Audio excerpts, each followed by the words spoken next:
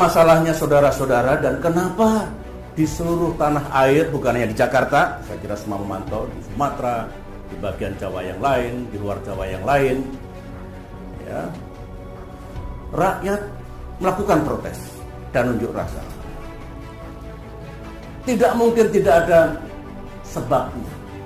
Mari kita lihat dari sebab akibat. Pasti adalah yang diprotes, yang dituntut. Tidak mungkin tidak ada. Ribuan rakyat berkumpul hanya untuk happy-happy, untuk jalan-jalan. Sudah lama nggak lihat Jakarta. Barangkali karena merasa yang diprotes itu dan tuntutannya itu tidak didengar. Nah, kalau sama sekali tidak didengar, diabaikan, sampai lebaran sudah masih akan ada unjuk rasa. Saya berpidato di tempat yang terhormat ini sebagai Presiden Republik Indonesia.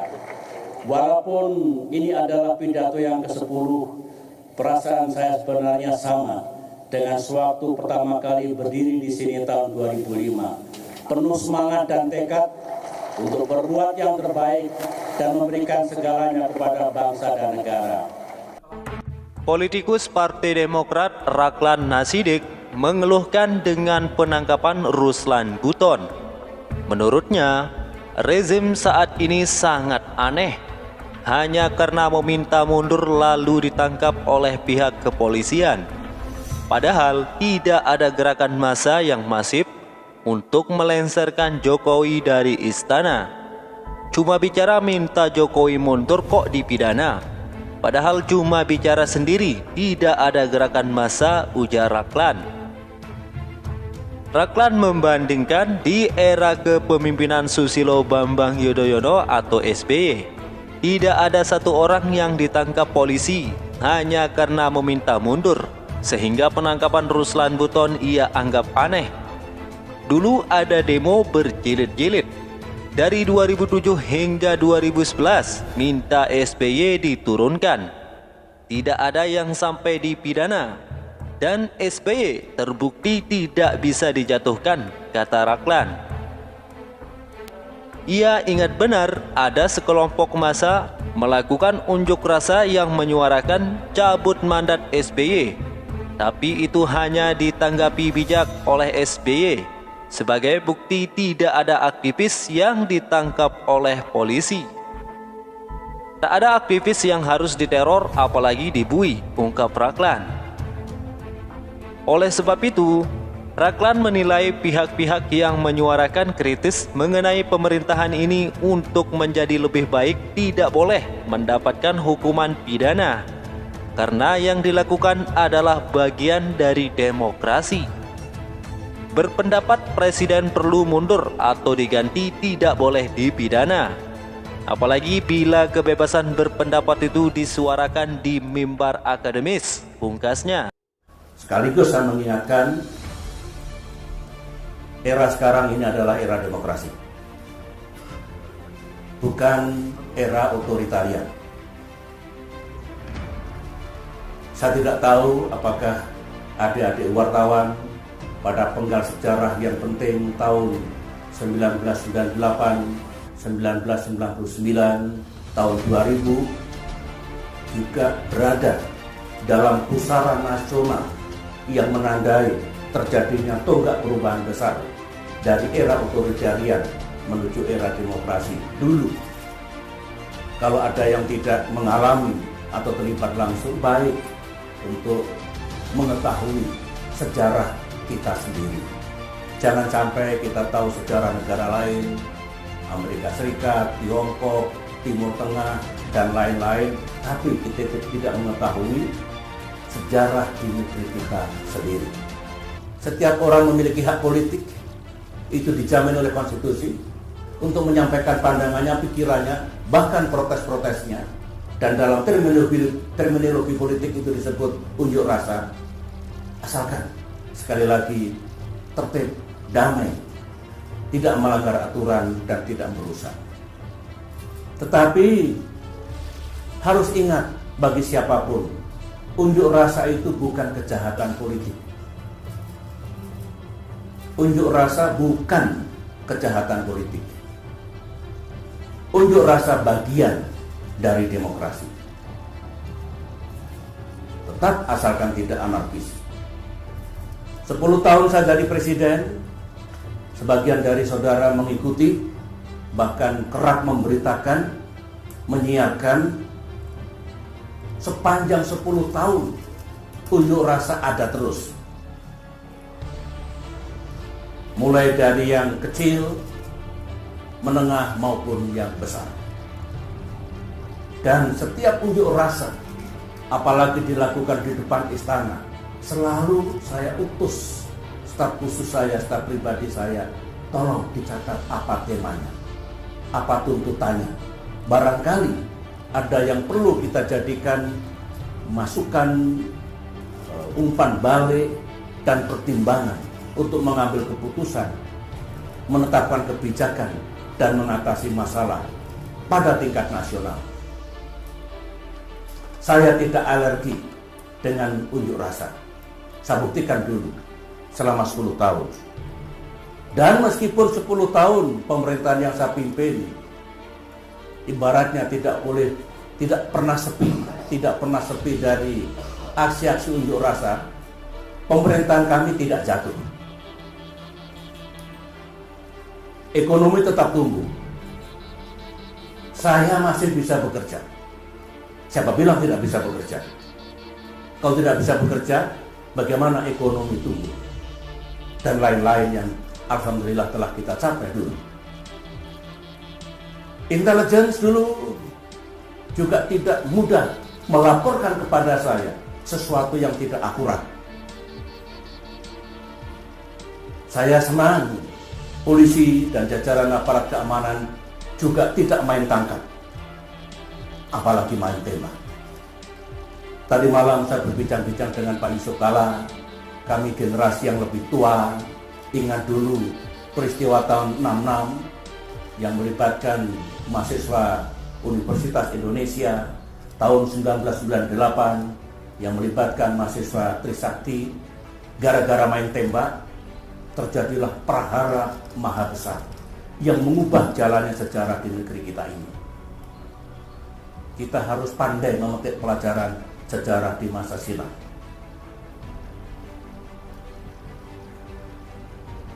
Dulu saya juga tidak pernah dengan mudah menuduh, mencurigai, menuduh. Ada orang-orang besar mendanai aksi-aksi unjuk rasa. Ada orang-orang besar menggerakkan unjuk rasa. Kalau dikaitkan dengan situasi sekarang, kalau ada informasi atau analisis intelijen seperti itu, saya kira berbahaya. Menuduh seseorang, menuduh sebuah kalangan, menuduh sebuah partai politik melakukan seperti itu, pertama itu fitnah. Fitnah lebih kejam dibandingkan pembunuhan. I tell you. Yang kedua, menghina. Rakyat bukan kelompok bayaran. Urusan hati nurani tidak ada yang bisa mempengaruhi. Uang tidak ada gunanya. Apalagi kalau urusan akidah. Banyak di dunia ini mereka yang rela mengorbankan jiwanya demi akidah.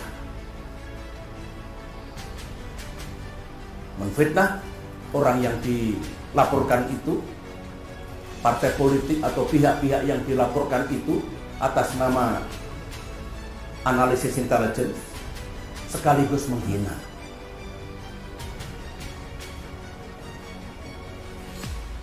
Kita tahu Arab Spring, mulai dari Mesir, Libya, Tunisia, Yemen, itu tidak ada dikatakan penggeraknya leaderless revolution yang mengomandoi handphone, social media.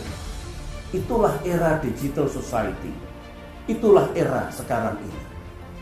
Jadi jangan tiba-tiba menyimpulkan ini yang menggerakkan, ini yang mendanai, seperti itu. Dalam menanggapi soal kemungkinan ada laporan yang tidak berdasar seperti itu, saya bukan orang yang sekedar bicara. Saya kumpulkan keterangan, saya korek apa yang ada dalam pikiran para penyelenggara negara, jajaran pemerintahan, beliau-beliau yang sedang mengemban amanah. Baru saya bicara. Saudara-saudara, berbahaya jika di sebuah negara ada intelligence failure dan intelligence error. Ini istilah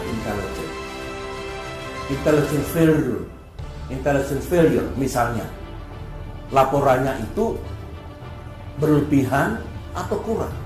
Aman saja Pak, tenang-tenang saja, sudah tidur-tidur saja, ini nggak ada apa-apa. Ini paling-paling unjuk rasanya 500 orang, tiba-tiba 50.000. Terjadi sesuatu, semua tidak siap. That is intelligence failure. Kalau intelligence error, analisisnya bengkok, datanya tidak ada, faktanya tidak ada, dikait-kaitkan, ambil sumber sosial media, termasuk buzzer, dianalisis, pasti ini yang menggerakkan, pasti ini yang mendanai. Itu intelligence error. So, it is very, very dangerous. Kehidupan bernegara dipenuhi dengan info, laporan-laporan, bisikan-bisikan, ataupun yang mengatakan dirinya sebagai intelligence report.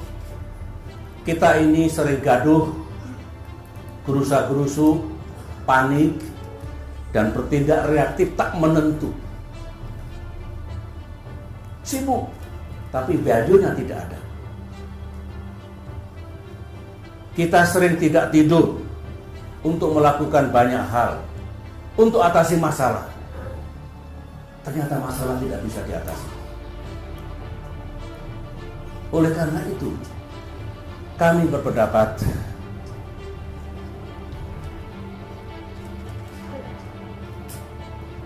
dengan apa yang terjadi, yang bergulir sekarang ini, dari hari ke hari, dari jam ke jam.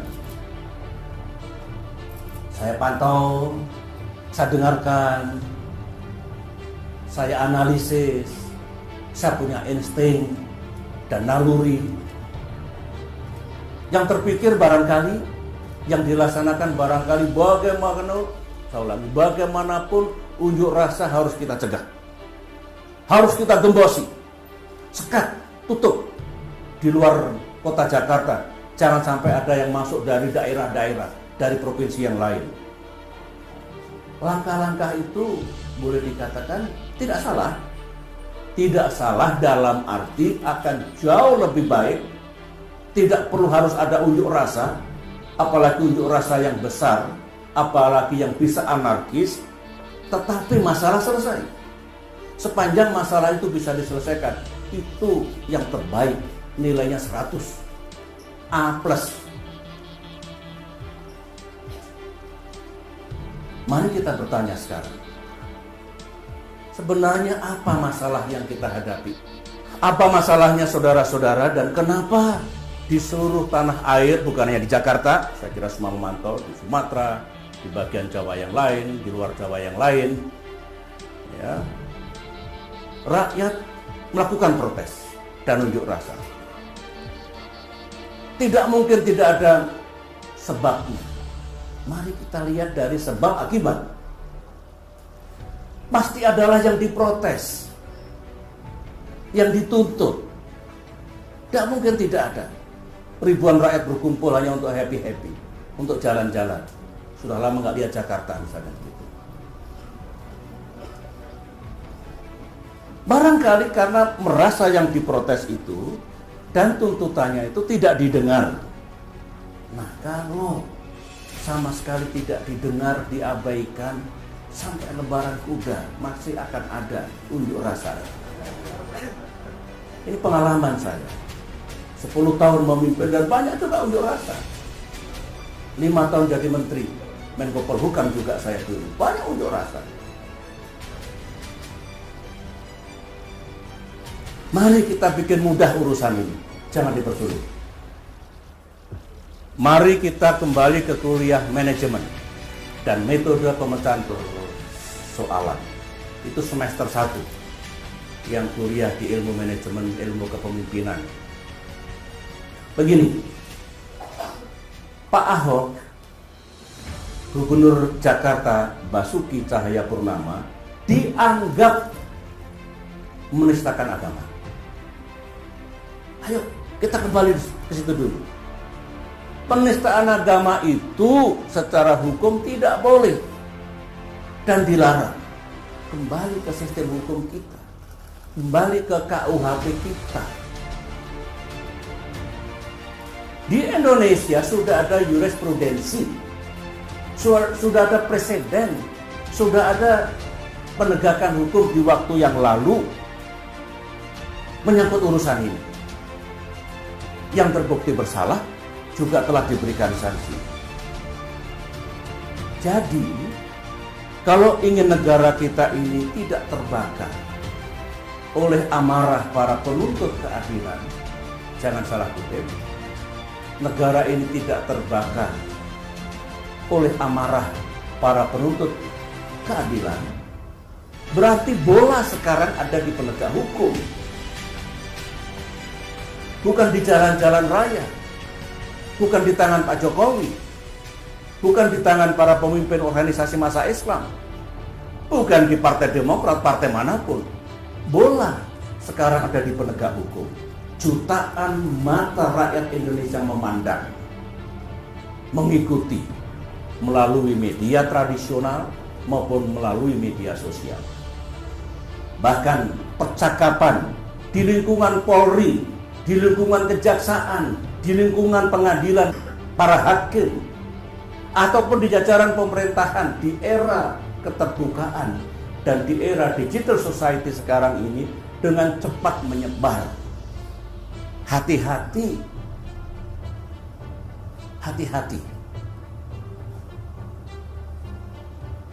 Nah, harapan Partai Demokrat, saya kira harapan rakyat juga begitu, penegakan hukum haruslah fair, transparan, dan adil. Jangan direkayasa. Jika proses penegakan hukum berjalan benar, fair, transparan, dan adil, dan tidak direkayasa, rakyat harus menerima apapun hasilnya. Dengarkan kesaksian pihak-pihak yang patut memberikan saksi, saksi ahli, siapapun, silakan. Ayo kita mendidik diri kita semua dengan menghormati proses penegakan hukum. Hukum sebagai panglima, dengan catatan para penegak hukum amanah menjalankan tugasnya dengan benar tanpa tekanan dari siapapun. Harus kita terima apapun hasilnya. Setelah ada putusan pengadilan, mungkin ada yang puas, bukan mungkin, saya kira pasti ya. Ada yang puas, ada yang tidak puas. Nah, kalau tidak puas, ada aturan mainnya. Bisa naik banding. Pihak yang berhak untuk naik banding. Sampai ke kasasi, sampai ke PK. Ada aturannya, terbuka. Begitu. Itulah justice system yang harus dihormati dan dijalankan.